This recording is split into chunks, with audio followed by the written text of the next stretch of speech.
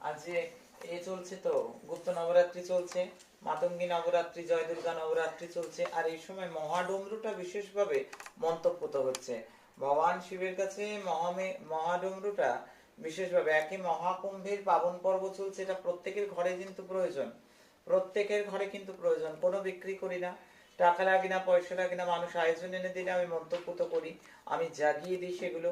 যেহেতু ভগবান শিবের সাধনা করি আমি, সেই ভগবান শিবের কৃপায় মহাযজ্ঞে মহাকুম্ভের পাবন পর্বে কি কি হয়, এটা ভরপুর কিন্তু অ্যান্টি অক্সিডেন্টে ভরপুর, অ্যান্টি অক্সিডেন্ট ভরপুর, অ্যান্টি এজিং, এটা কিন্তু মানুষের বয়সকে কমায় দেখতে, এবং ত্বকের জন্য মারাত্মক একটা ভালো, হার্টের জন্য এটা মারাত্মক ভালো, এবং ভাইটামিন সি, ভাইটামিন ই, এটা ভাস্কুলার রিস্কটা মারাত্মকভাবে কমায়।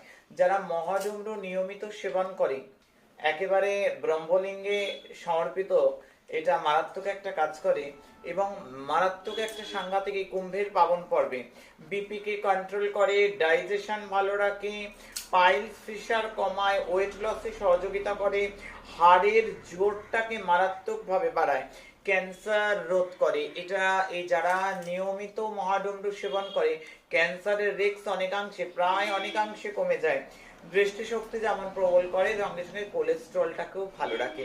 তাই প্রত্যেককে বলবো এই কুম্ভের পাবন পর্বে 26শে ফেব্রুয়ারি অব্দি চলছে কুম্ভ পর্ব, সেখানে মারাত্মকভাবে মহাডমরু মন্তব্য তো হচ্ছে ব্রহ্মলিঙ্গে। প্রত্যেকে ভালো থাক, সুস্থ থাক, সৎসঙ্গে যুক্ত থাক।